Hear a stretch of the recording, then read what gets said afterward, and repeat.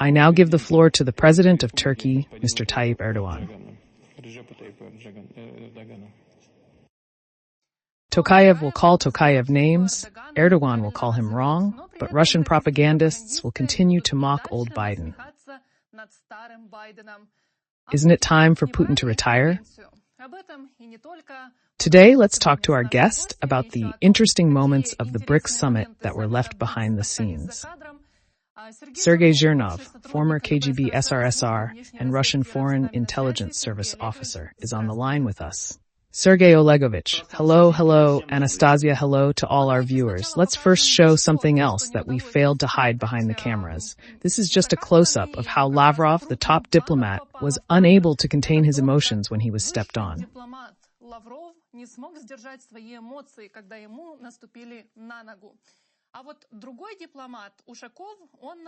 Here was another diplomat, Ushakov, praising Lavrov for not being able to hold back.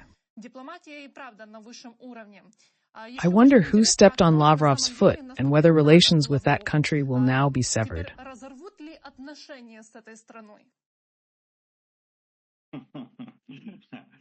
Yes, it's very funny, of course, this whole thing, but sometimes they step on your toes. But I would say that he wasn't really prepared for it. I mean, any person who would sit there like that, not ready, they'd probably be outraged too. Who is this? Who's stepping on my foot here? And this is you, comrade. Sorry, but he said it there. I see. You heard Zakharova's reaction to President Zelensky's last speech. She's almost speaking in foul language too.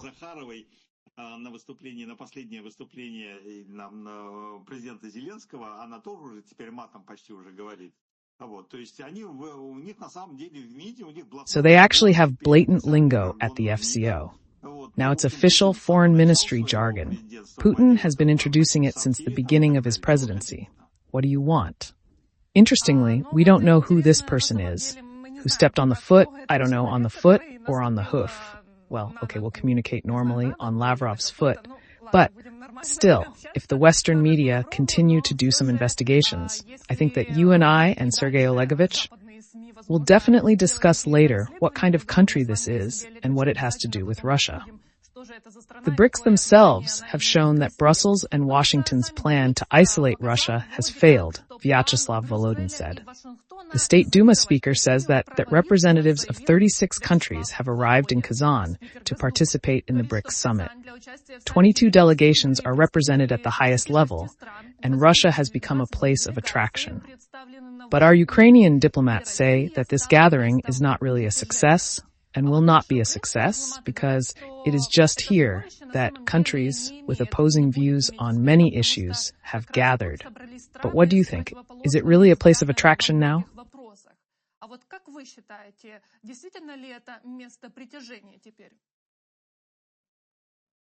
Вы знаете, его не стоит недооценивать и не переоценивать эту бодягу всю.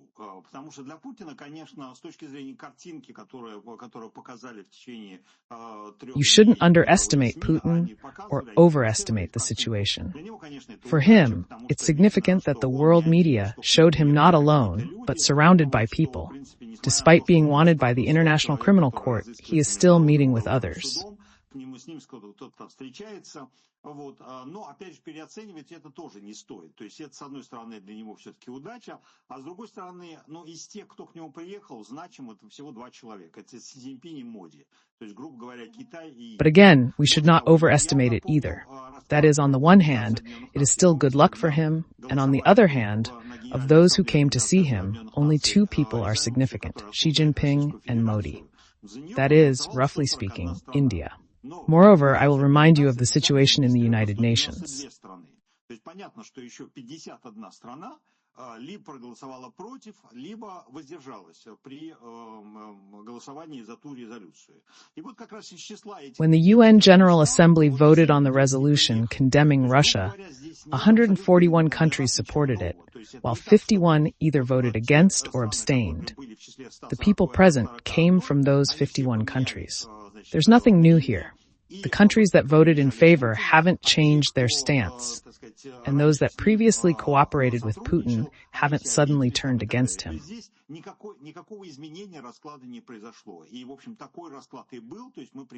There was no change in the balance. About 50 countries remained relatively calm regarding the intrigues of the Putin regime and its violations of the UN Charter. And even the same Guterres, he went to see Putin.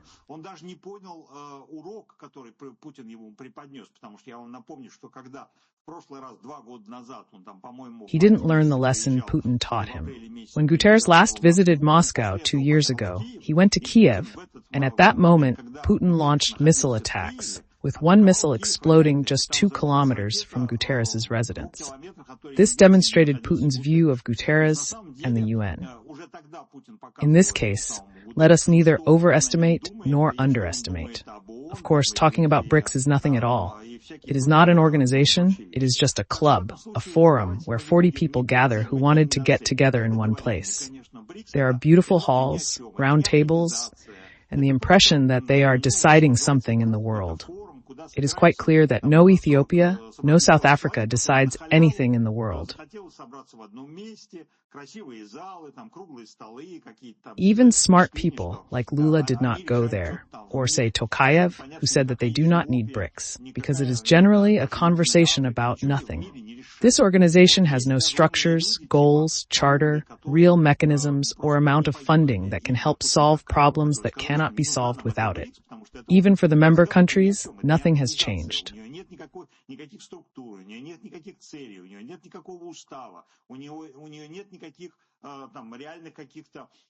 When we are shown this expanded scope, we should realize that these are just invitees. The organization itself is 5 countries, and since this year, 4 more have been added. By the way, that article you quoted, I absolutely agree with its content. Even before I was introduced to it, I said the same thing.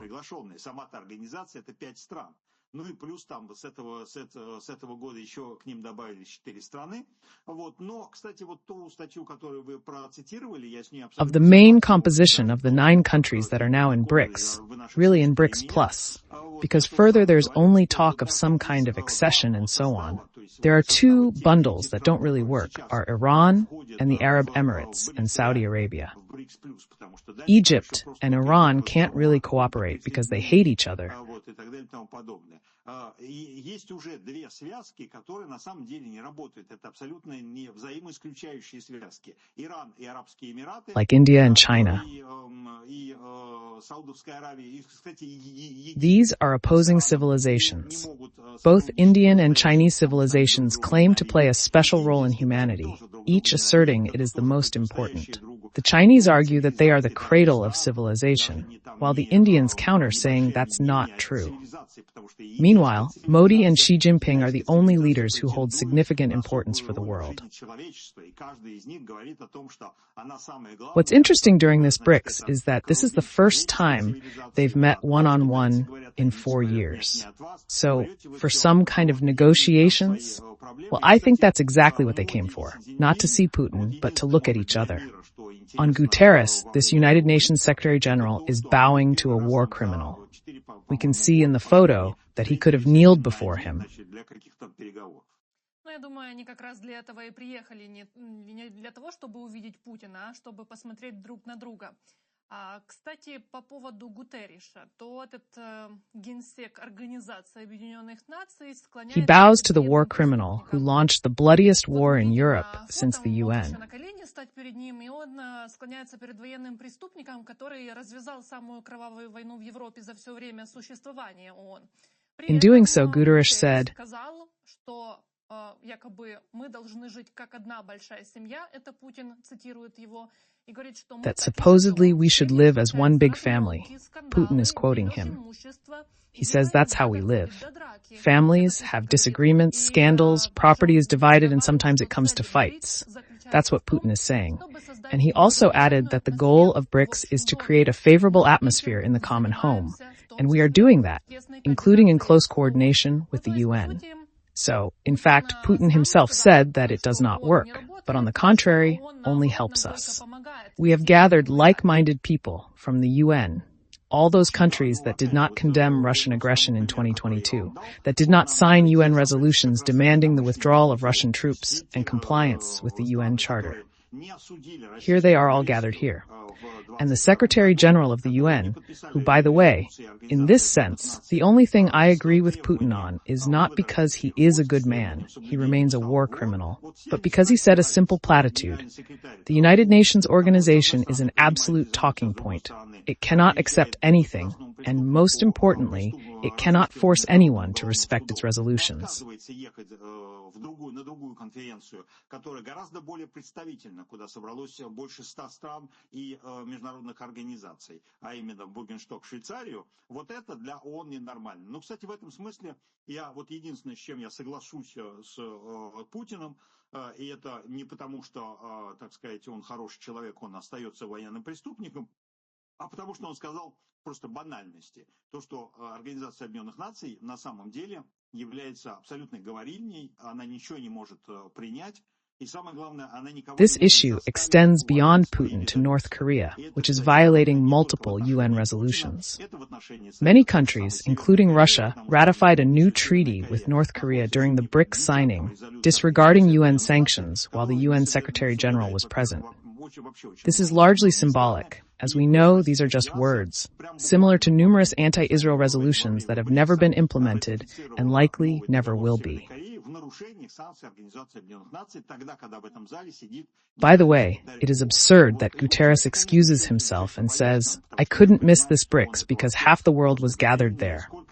When half the world was also gathered at the conference in Switzerland, what stopped him from going there? Again, these are platitudes on our part, because we have already said this several times, and each time we remind you. Оправдывается, говорит, я не мог пропустить этот БРИКС, потому что тут же полмира собралось, а вот когда на конференции в Швейцарии тоже собиралось полмира, то... Another thing is that, in principle, Guterres could have been required to be more resolute in respecting the respect of the countries that are meeting in Bergenstock.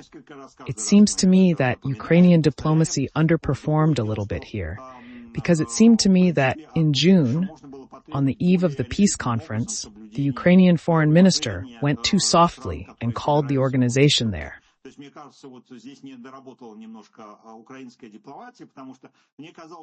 When Guterres said that he would not go, instead of saying that Ukraine demands that the Secretary General, who does not go to such an important event, be dismissed, they limited themselves to some expressions of regret that he did not go there. In this sense, maybe there was a shortcoming.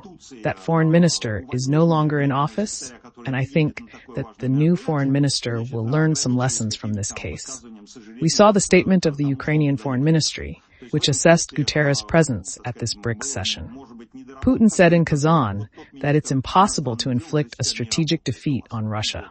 He says that those who want to inflict a strategic defeat on Russia do not know the history of our country, and their calculations are illusory.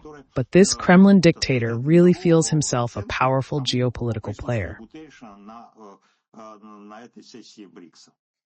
Путин в Казани заявил, что России невозможно нанести стратегическое поражение. Говорит, что те, кто хочет нанести России стратегическое поражение, не знают историю нашей страны, их расчеты иллюзорны. А вот этот кремлевский диктатор, он и правда чувствует себя сейчас очень мощным геополитическим игроком? Вы знаете, у Путина очень специфическая психология, потому что он сам себя сначала загоняет в некий мыльный пузырь информационный. Putin has a very specific psychology, because he first puts himself into a kind of bubble, an informational bubble, in which he is comfortable. When he is in this bubble, it seems to him that he looks at the whole world from it. Therefore, we should not overestimate his statements, because it seems so to him. Врачом психиатрической больницы, то ему вот каждый посетитель, то вернее не посетитель, а каждый как раз пациент этой больницы. Roughly speaking, if a normal person walks with the head doctor of a psychiatric hospital, every patient of that hospital can tell you how they see the inside of that hospital and how they like or dislike everything there.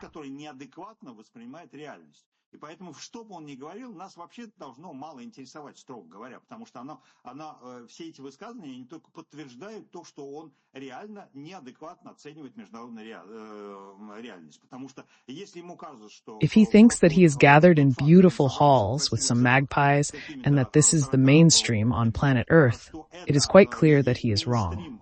If he says that the Russian Federation has lost nothing since it lost its most important economic markets, namely Western Europe, then as a result, its own foreign trade has halved.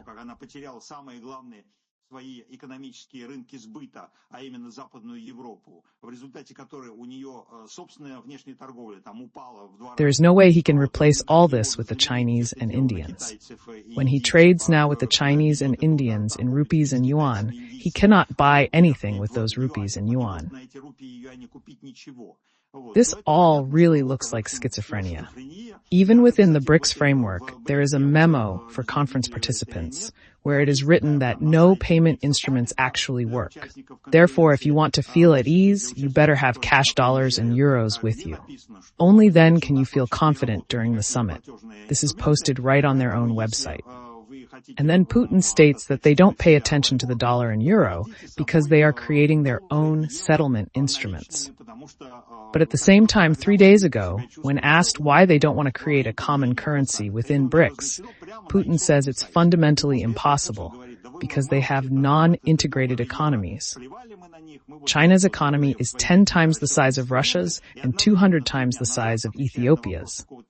Почему вам в БРИКСе не хотите создавать общую валюту? Путин одновременно говорит, что мы ее не можем принципиально создать, потому что у нас не интегрированные экономики и потому что у нас не сопоставимые. A common currency cannot be created on such a basis. In that sense, he sometimes makes quite reasonable points. He even says that the Europeans, when they created the euro, had special problems because they have different levels of integration and different levels of economy. In that sense, he constantly contradicts himself.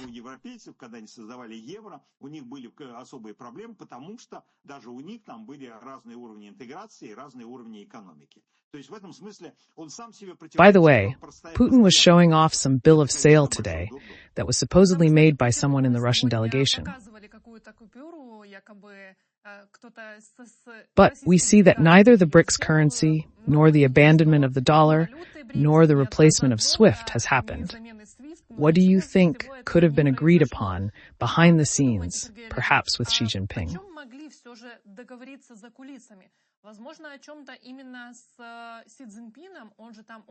He is actively talking about his Brazil-China plan. For Xi Jinping, any organization where vassals come is interesting because they can participate in his projects. I have to say that Putin is constantly bowing to Xi Jinping. This whole structure was created for him. И я вам должен сказать, что вот Путин сам постоянно прогибается перед Си Цзиньпинем, да, то есть это вообще вот вся эта штука, она была создана для Си Цзиньпина. This can be seen even in small things when Putin goes out to a press conference with the media. First, he introduces a Chinese journalist, and then he introduces everyone alphabetically. This shows that China is the main country here, and the rest come afterwards. In addition, Putin often says that BRICS was not created for competition, but simply to unite. But when he speaks about BRICS, he constantly compares it to the G7 and other Western structures. He says that the smaller countries are dependent on the West, and they are all independent.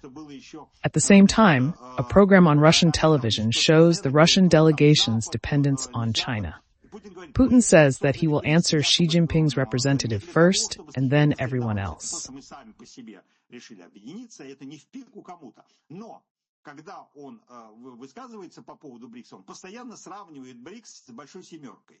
Постоянно проводит это дело. Или там с Западом, да, допустим, говорит, что вот там... Xi Jinping, during the BRICS summit, again urged to prevent escalation of the conflict in Ukraine.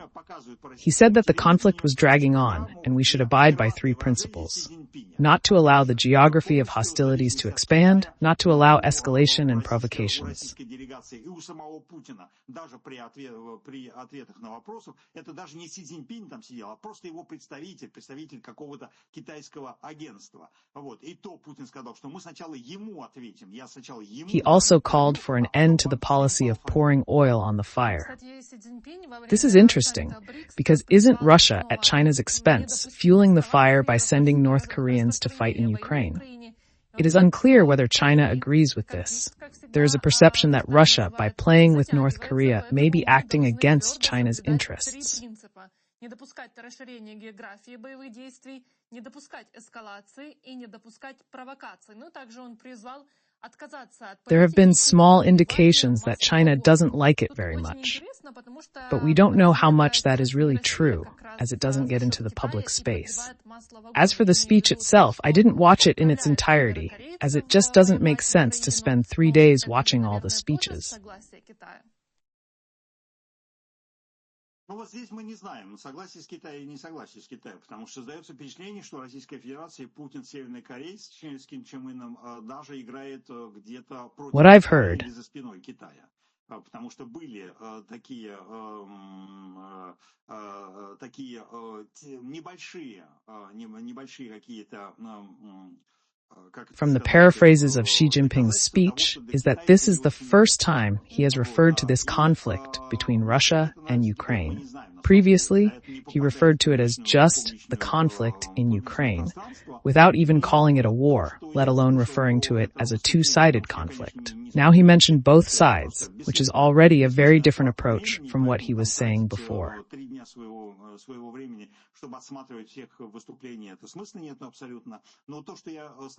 Next, we realize that China had its own peace plan, which came out as early as the 22nd year. This plan consisted of, I think, 10 or 12 points, but no one noticed or considered it. They were points about nothing, appeals for everything good and against everything bad. On the one hand, even Ukraine was ready to sign up to it, because the first point was respect for the sovereignty of states. However, how exactly China understood this respect for sovereignty remains a question. When you make a plan that has no connection to reality, it turns out to be meaningless. Который состоял из, по-моему, 10 пунктов, или там из 12 пунктов, и никто его вообще не заметил, никто вообще не стал его даже рассматривать, потому что это просто были пункты ни о чем, это были пункты за все хорошее против всего плохого. И то есть, с одной стороны, все под ним готовы были подписаться, даже Украина, вот, потому что первым пунктом там было, по-моему, уважение суверенитета государства. By the way, Putin, while expressing his thoughts to Guterres, also spoke about the need to reform the UN to make it fit the realities of the 21st century. Roughly speaking, Putin proposes to change the UN Charter so that any country could organize armed conflicts under a nuclear umbrella. Он тоже говорил, что ООН надо переделать для того, чтобы она соответствовала реалиям 21 века. То есть, грубо говоря, Путин предлагает переделать устав ООН, чтобы любая страна могла... I doubt that the UN member countries would want to change the UN Charter in this way. Я сомневаюсь, что страны, которые сейчас входят в ООН, захотят таким образом изменять устав Организации Объединенных Наций. If you think back to this peace plan, the so-called China and Brazil plan, it calls for a freeze along the current front line. Предусматривает заморозку по нынешней линии фронта. А вот он действительно, этот план, может быть интересен Путину, ведь сейчас же фронт и в Курской области. Here, he could really be of interest to Putin, because now the front is in the Kursk region. We do not know what Putin is interested in, because as I have told you many times, Putin is in a psychiatric hospital. We don't know what this patient is interested in his head. Для того, чтобы просто он не предпринял никаких опасных действий для самого себя и для окружающей среды. We know that it is advisable to give him some strong suppressive medication to prevent him from taking dangerous actions for himself and the environment. Everything he tells us is of little real interest to anyone. However, if you listen to President Zelensky's recent statements, he said that we could start with a mutual ceasefire on elements of infrastructure. primarily energy infrastructure.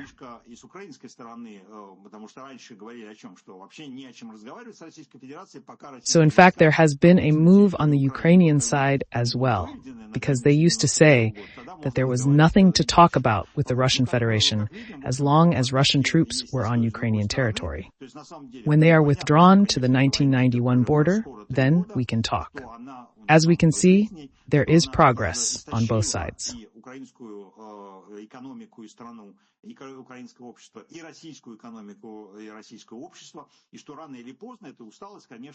It is clear that this war has been going on for 3 years now. It has claimed many lives, and it has exhausted both the Ukrainian and Russian economies and societies. Sooner or later, of course, this fatigue may have an impact, especially since it also affects the Western countries that are helping Ukraine. In any case, there is some fatigue, but we do not know how it will actually translate into negotiations or a ceasefire. Putin's reputation makes negotiations pointless. Having violated his country's obligations under the Budapest Memorandum, he casts doubt on the likelihood of any agreements being honored. He has a reputation for not having a word. That is not only why it is difficult to negotiate with him, but also because he is a war criminal and he started this war of aggression. If you listen to all his statements, he gives the impression of being really mentally ill. A person who says, "We have not attacked anyone," is saying this to healthy people who understand what this means. Ukrainian tanks have entered Russian territory. No, these are our Russian tanks, but we have not attacked anyone. This is not an attack. How can you sit down at the negotiating table with a man like that? Well, I think, by the way, that perhaps this statement that was in the media about the energy infrastructure was designed just for the BRICS summit, for Xi Jinping and Modi to influence Putin. After all, there was earlier information from intelligence that they were preparing strikes on Ukrainian nuclear power plant substations. Yes, if we can speculate further as to why exactly it was uttered at that moment, why exactly in that form, and so on, there is much to be said. On the other hand, let's stay on the factual side. It's just that we quoted this statement. Then we will see what consequences it will have and whether the Russian side will respond in any way. Ответили как-то российская сторона, потому что, наоборот, если вы послушаете ответ Марии Захаровой, то она просто перешла на площадную... On the contrary, if you listen to Maria Zakharova's response, she just switched to a square swear and practically blatant language in response to some of President Zelensky's statements.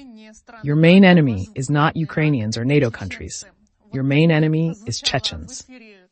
This is what was heard on the air of Komsomolskaya Pravda, and the host of Komsomolskaya Pravda asked Aludinov to comment on the information that Akhmat ran away from his positions in Kursk region and abandoned Russian conscripts without support. In response, Aludinov started shouting at him and said that Russians still consider only Chechens as their enemies. Let's hear it. You know what the problem is? People like you, without really knowing what happened and what is going on, take this topic and stir it up, like international and interconfessional. It is being stirred up by people like you. Chechens are the main enemies of Russia for you. Ukrainians are not. Do you understand? Чеченцы же главные враги России. Для вас не враги украинцы, понимаете? Для вас не враги украинские бандформирования. Для вас не враги блок НАТО. Ваш главный враг — это чеченцы. Сергей Олегович, как вам такое? Ну, это абсолютно логичная вещь, потому что для Путина враги, главные враги на самом деле украинцы, он с ними ведет войну. For you, Ukrainian battalions are not your enemy. For you, the main enemy is the Chechens. Sergei Olegovich, what do you think of this? This is absolutely logical, because Putin's main enemies are actually Ukrainians, and he is at war with them. Brothers in faith and brothers in ethnicity. Although, of course, we cannot say that this is a single ethnicity or a single nation. Each nation has its own specifics. Let's just say that they are people close by blood. Chechens, on the contrary, are in Putin's favor. But those who are promoting this international and interconfessionalism, as Aludinov said, are Chechnya. When Kadyrov's Chechen world allows his snot-nosed son to beat up a Russian Orthodox in a pretrial detention center in violation of all Russian laws and the Russian Constitution, what can you call it but a crackdown on interconfessionalism and internationalism?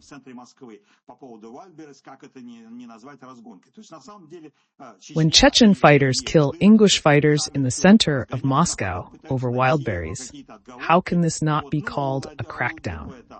In fact, Chechnya and more precisely the Kadyrovtsi are dispersing all this themselves, and then trying to find some excuses for Alodinov is ridiculous. Although again, you understand they are very good at rhetoric.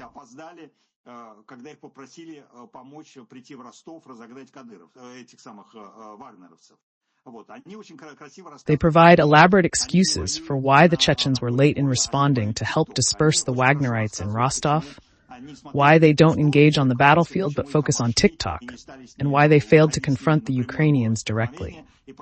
They claim Akhmat in the Kursk region didn't engage in battle and then fled. However, it's clear that Alodinov is only trying to deceive others.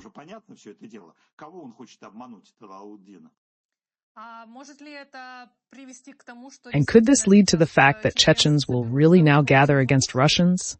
Well, let them gather against the Russians. It will be a third Chechen war. Yes, it is always possible. By the way, this is where things are heading. Yes, Kadyrov himself is leading to this, because all he is doing is inciting religious massacres.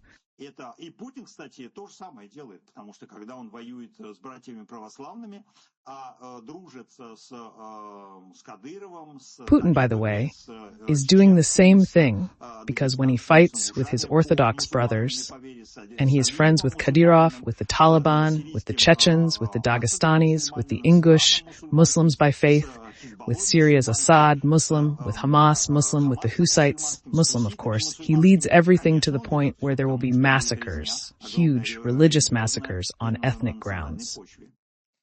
Sergei Olegovich, thank you for the conversation in the airtime. I wish you a good day. I remind you that Sergei Jirnov was with us. Don't forget to give us a like, leave your comments on the topics discussed, and point out what country and city you're watching us from.